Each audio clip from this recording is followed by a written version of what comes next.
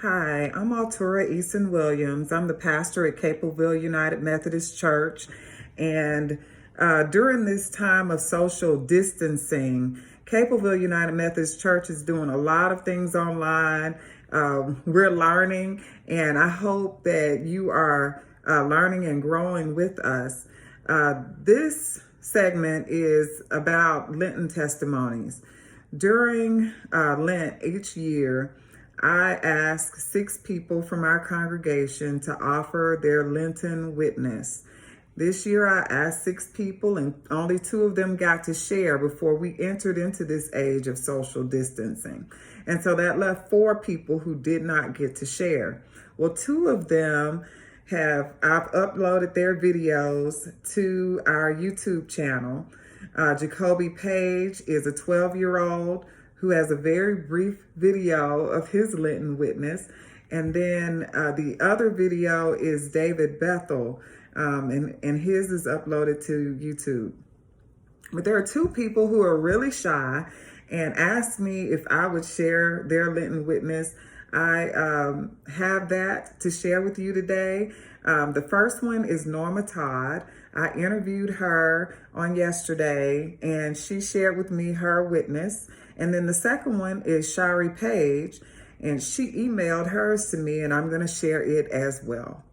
But I'm going to start with Norma Todd. Norma Todd has been a member of Capelville for 36 years, and she will be 100 years old in June. And so it is my honor to be able to share her testimony with you now. Norma says, the basis for my being a Christian goes back to my grandparents, Annabelle and Pete Cornetti, my mother's grandparents. They, more than my mother, influenced my Christian life by sometimes scaring me to death. They were devout Methodists all their lives. They were called United Brethren, but they were the Methodist type. My grandmother believed in a thundering God that kept a laundry list of transgressions to be read back to you on Salvation Day. Grandpa was low-key, but very instrumental in their little country church. Grandpa had a car, and not many people had cars back then. It was a 2-seater Ford Model T. She said he would gather up people and take them to church and back home. And the church should have been named after him. He did so much for that little church. She would go to church with him, and she said, I saw in that church abject poverty on the one hand, and people who were so very happy on the other hand. Somehow or another, they knew how to go beyond their poverty. Norma said that there came a time when she outgrew Grandmother Annabelle's faith.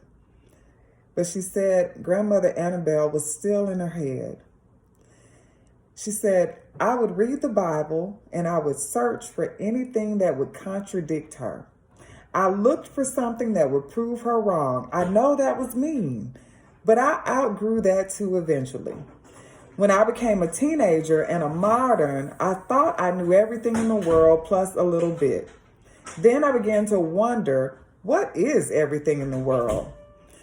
Well, then later on, I got married and had 2 children, which changed my life. I had to answer questions of my children, and I wanted to be able to answer in a way that was truthful and satisfying without scaring them to death. Good thing they were boys and not easy to scare. Well, time passed, and the older boy grew to be 14 years old. When children are growing up, 14 is about the last time that you can reach them with the faith. If they haven't been taught something by then, they're difficult to reach thereafter. She said, we lived near a non-denominational church led by a Presbyterian minister on Jekyll Island, Georgia. His name was David Boozer. He came by nightly and taught the children the catechism at their home for 3 to 4 weeks. She said when he thought they were ready, Our boys were the first to be baptized in the chapel of that little church in the early 1960s. She said, there came a time, quote, when my introspection became a lot deeper. I began to think, now I don't know what makes the world go round. There's so much injustice, so much inequality. Where's the Christianity in all this? She said, I became involved in women's groups where the study became a lot deeper, and I began to realize a whole lot more. I didn't know, and I still don't know, but I'm working at it. She said, I've been at Capelville for 36 years, and I've grown tremendously with every change of command. Through all the changes, I've said with conviction, Capelville is my church.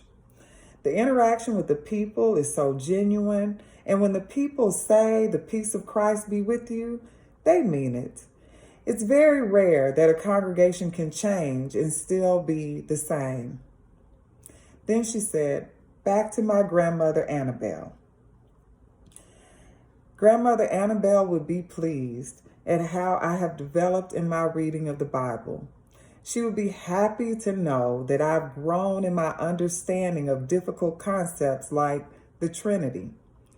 And she would be pleased that her stories and her admonishments stuck with me and that they will until the day we meet again. This is the end of Miss Norma's Lenten testimony. Now I have to share with you Shari Paige's Lenten testimony. Shari Paige is a member of our church. She's been with us, I think, about 8 or 9 years, and she is answering the question, why I am a Christian. Why am I a Christian? This is a question that really made me think. For as long as I can remember, church has been a huge part of my life. When I chose to accept Christ for myself, I was around 8 or 9 years old. I was adamant that I wanted to be baptized first. I didn't tell them why, though. I didn't want a wet towel on my face when our pastor dunked me in the pool. And yes, I was first. As a child, I could not describe what I was feeling, but I liked it. And as I got older, I understood what I was feeling. It was the feeling of being a Christian and my faith increasing. My faith has gotten me through many situations that felt unbearable. I can honestly say that losing my mom, my dad, my brother, all within 18 months actually made my faith stronger. Shari says, during my youth, I was very involved in my church. I sang in the children's combined choir, was the Sunday School and Baptist Youth Training Union secretary, and taught the children's Sunday school class. I love being involved and giving back to my church and my community, which is why I was very excited to find that that kind of environment here at Capelville. At Capelville, not only did I find a church devoted to the spiritual and economic betterment of the community, but I've also found an amazing extended family. So why am I a Christian? I'm not a perfect Christian, so the song "Blessing in Your Lesson" speaks volumes to me. Being a Christian gives me strength and a positive attitude. Being a Christian also gives me the opportunity to share with and show others what the Lord does for us every day. Some things happen that we don't understand, but remember, there's a blessing in your lesson. Well, this ends the Lenten witness of Shari Paige, and I just hope that you can Google that song, "Blessing in Your Lesson," if you'd like to hear that. Thank you for listening to these Lenten testimonies, and don't forget to look for the other 2 Lenten testimonies on our YouTube page.